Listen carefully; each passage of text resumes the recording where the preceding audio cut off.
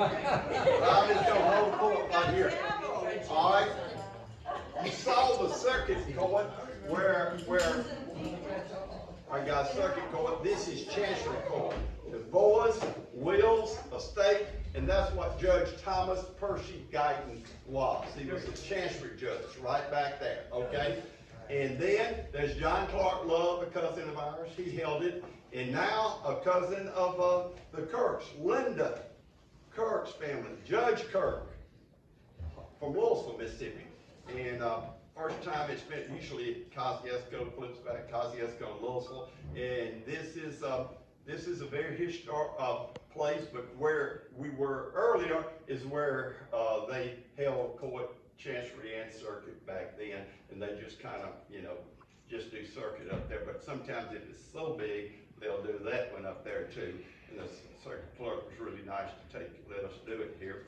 And Judge Guyton would stop the train. He had Carroll County, Montgomery County, and Winston County, and Knoxville County. And when the train came through Guyton, he would stop court because that was a really big deal to see the train come through Guyton. He did that, and he was married to the Loves, of course, you know, and grandmother Guyton was you have professional women, but she was a club woman. A club woman who is somebody who's in 20th Century Club, Garden Club, and they kind of run the show, but they let the men think they run the show.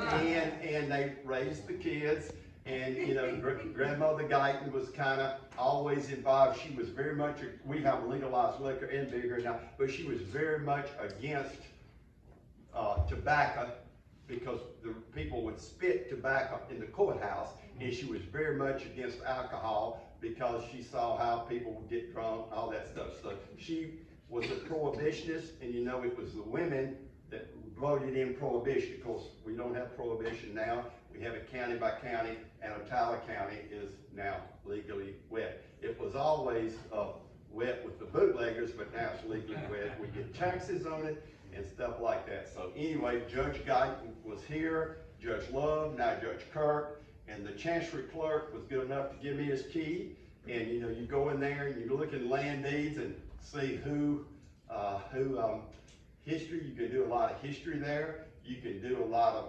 title work. A lot of lawyers come from Jackson and do title work. When they're doing wills and estates are really good. I saw the guy the other day who's Emily was was a lady who took care of my mother and everything, and so we kept the family money, we kept it in her name, the Roma family. So I paid this lawyer here to do the work, and of course he didn't do it. So I saw him the other day. He said, I still have the file. I said, yeah, and I want that file back, and after the election, I'm going to file an ethics complaint against you because I paid you and you took off for deer seasons, football season, baseball season. You aren't worth a picture full of warm spit. He's horrible.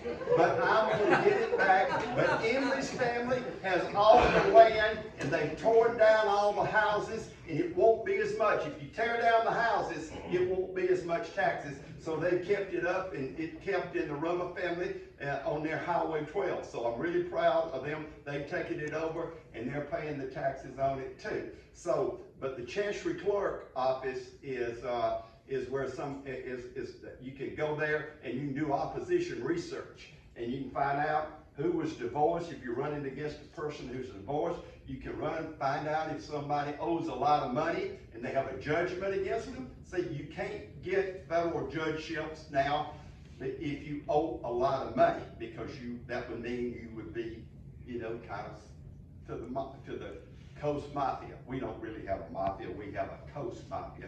Where there's water, there's whiskey. The coast, Greenville, the river, that's what they say. Where there's water, there's whiskey. Hell, fire, and damnation in the hills. Love, forgiveness in the Delta. They forgive you for anything. They'll forgive you for the floods. They'll forgive you for getting embezzled. They're just a different culture. And they, of course, the land in the Delta, and it's Salis, it's a lot better than the land where I help timberland. It's red clay hills, but the Delta and Salis land is good land because the Big Black overflows, you know. So anyway, That's the history of Tyler County, home county of Oprah Winfrey. You can see the Boys and Girls Club here. She does a whole lot for our town, and she gives the money, but she doesn't let the ministers of the gospel distribute it. She distributes herself, you know. The ministers of the gospel, some of them are ethically challenged. Now, Steve, does she still have a scholarship program? oh, no, the scholarship program here is not Oprah Winfrey, but Mr. and Miss Sumners, they were from up north, and they came down here and they cut all this virgin timber. And they said, you know, we don't have any kids, so we're gonna leave the 20,000 acres of land to Tyler, Carroll, Choctaw, Webster, and Montgomery County. And you can go to Ole Miss, Mississippi State, and Holmes Junior tuition free. To Millsaps, which is a very private school, and the medical center, you get a stipend. And they never touch the interest on it. And they run it, not out of Ole Miss and State, but they run it out of the Regions Bank. And the Regions people managed the timber, and she gave away and this was in 1978. And I tell all the counselors, you know, when I work for the Senator for the Military, you need to tell these kids in McAdams and Ethel and Eupora and Guyton all about the scholarships, and you can get to college if you just apply. And the only thing they've changed is you can't get a mailbox and move. You've got to graduate from a high school here. And it is a great education, and Miss Sumners was really good. She was a character. She lived out from Eupora, and she would go down, she would drive her car, and they'd pull over, and they said, Miss Sumners, you're speeding. We're going to have to give you $20. Fine. She said, here's $40, I'm coming back through. And listen to this, she'd go into Eupora, and she would get her car washed. And they say, Miss Sumners, you're nice, you give away a lot of money, you help a lot of people, but Miss Sumners, why are you complaining? Why we have to get under your car and wash it? She says, well, when I go to the bathroom, you still have to do the paperwork. Get under the car and wash it. She was really a nice person. My daddy was in the timber business too, and he knew Miss Sumners. She was really nice. They helped people. One time a person came home from college and said, Miss Sumner, I made so much money working for the Sumners Lumber Company. Why don't I keep on doing it? She says, no, I'm going to fire you and pay your way.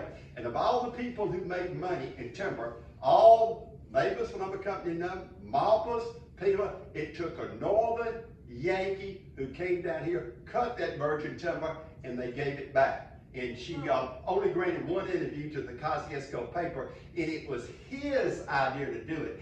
She came from money, but he kind of didn't have the money, and you know, he kind of just did what she told him to, which is, you know, very smart. But it was his idea to do it, and she carried it out. Kosciuszko, Eupora, Guyton, Ethel, Choctaw County, it's 5 counties. And she was the one that did it, and it's amazing, and it still goes today. They have not touched the principal. It's just the interest. The only thing is, you know, the nephews run it. John Sumner was he was a magistrate judge in the federal courthouse where I worked. He said, my aunt gave away $48 million, but he got plenty too. And they do a really good job. They have the straying place where Sam and Earl Love used to have parties. It was 1,100 acres of land near our land where we had a dairy farm, and she was really nice people, but they still, most people who have timberland now do hunting, let you do hunting in it, or if you're in the Delta down in Salis, you can do duck hunting, so that way you can pay the taxes on it. And of course, we're all for carbon credits. You know, all those Yankees up north polluting, so just rent my land and pay for it, and you know, just keep on polluting New York and shake me down. I believe in shake me down. I believe in doing it. Okay, but this is it. And Uncle Percy would come here one time, and John Guyton took him down and showed Uncle Percy where all the stuff was. And Uncle David would come here, and John Guyton would take him everywhere around and show. John Guyton was a local attorney here. He was in the legislature, and don't ask me what I think about it, okay? When you can't say something nice about somebody, keep on moving, you know. So anyway, all these old women would come to him, he would, buy their land and then sell it at a higher price. I didn't like him. Okay, anything else you want to know? Linda, you have any questions? Judge Kirk is great. He likes me. I want to know about the gavel. Oh, all right. So my dad, when he passed, he distributed his stuff out, and it was a random thing. You draw a number out of the hat, and you could go first, and I went last. So the Rolex went, and I didn't care about the Rolex, and the coins, the silver coins, they went. I didn't care about that either. His cancer ring, when he was going through Cancer Treatment Centers of America in Oklahoma, that's what I really wanted. And if you have a spouse that has cancer, that's what you really wanted. I didn't care about all that, whatever. So one of the things is, well, this is T.P. Guyton's gavel. Thomas Percy Guyton. This was his gavel that he used for years, and my brothers, they didn't look. I'd rather have this, and so I took this. I said, well, if you don't want the rest of the stuff here, so we can speed this up and go eat, I'll take what's left. And I took, this is one of the things that was in the pile. So I got that, and I used it in teaching, so we used it for mock trial. Good, mock trial is good, scholarship. Yeah, we won the regional, didn't take state. Those Catholic school kids, they're just horrible. Okay. So, Discipline, not Ridley. So, but we also use this for a student senate in my government classes. So I usually have a student who's a president of the Senate, and they would run the class, and each student had to present their bill. That was their semester project, a law. They had to come up with a law. And so we use this also. So it was still getting used, it just didn't sit in That's great. cabinet, so it actually gets used. That's great. Give All right, us a- now, give us a- there you go. I decree that Sage Guyton gets out of jail early, okay? All right, now let me tell you, all right, Thomas Percy Guyton and Uncle Joe Guyton were Schedule C. Every administration has Schedule C. I was Schedule C under President Carter. I headed the census, district director of the census in Mississippi. But schedule, that's how they got to go to law school. They got a political appointment, and you have the bureaucracy, but Schedule C people are people who come in with the current administration and they go out with the next administration. They had Schedule C jobs in the Treasury Department and went to GW, George Washington Law School at night. In every administration, the Schedule ABC job is really high, and so that's what you need to do if you want to go to Washington. You can go to law school, you can work on the Hill, but a Schedule C, the only problem is when the new administration comes out, you go out. Judge Thomas Percy Guyton got elected to the legislature that met every other year, so he went to Washington. And he was a Schedule C person in the Treasury Department. He came back here to run, and my grandfather, Arthur Reynolds, defeated him. He said he's from the city. He went to Washington. And I'm Arthur Reynolds. I'm from Ethel. I'm a country guy. Beat him like an illegitimate child at a family reunion. Beat him. Ethel always beats Kosciuszko. The country people always beat him and beat him. And it was really, of course, and like I said, still on the land out there. And one thing you don't do now, when you come to rural areas, you know not to ask people how much stock they have, but you don't ask people how much bank stock you have, but you don't ask people in the country how many cows they own, how many catfish farms they have, or how much land they have. That's a status symbol. That's a status symbol. So you don't ask people those questions like you don't ask, bankers how much bank stock they own. But anyway, that is the history. And so now, are there any other questions? The stories I tell, if they are not true, they sound so good they should be.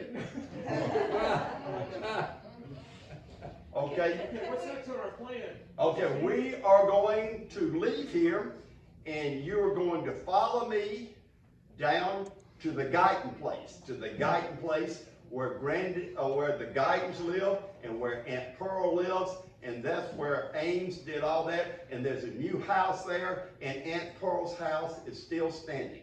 And after that, we will leave for French Camp. We will go up Highway 12, the Natchez Trace, and we will get there, and they have a meal for us at French Camp. French Camp Academy is one of the best schools for people who don't have parents, and it's supported mainly by the Presbyterian Church, but we have a scholarship there in honor of my dad, and at Hugh Potts's, the Pottses are really, Hugh I think is head of the board, he used to be, so it's a really good deal.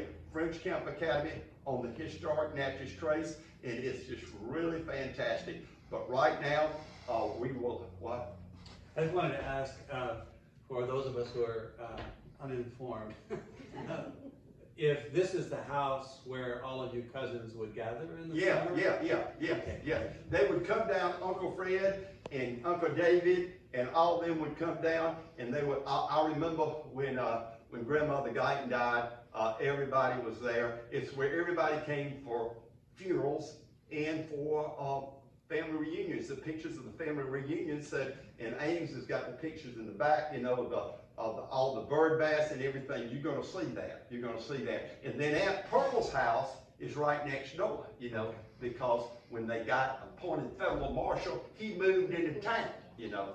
He moved from where they have all the hidden silver dollars into that. One other story about Judge Thomas Percy Guyton. You know, Grandmother Guyton was kind of a teetotaler, you know, except eggnog. And Thomas Percy Guyton, Judge Guyton would go hunting. Would go fishing. He was a fisherman. So everybody would go, and he'd go in his car, and they say, well, let's stop a while. Judge Guyton says, let's stop a while. I need to just check the tires. And what they would do is they would go out there and take a drink. And finally they said, well, the next time you stop to check the tires, I want to get out and take a drink with you too, because he wouldn't drink in public, you know. He couldn't drink in public, you know. All right. So if you're wondering where French Camp is, or you're confused about that, you can just put it in your Google Maps. So don't worry if you lose Steve. It's 20 miles from here, and lunch is going to be right at 11:30. Okay, so that's why hey.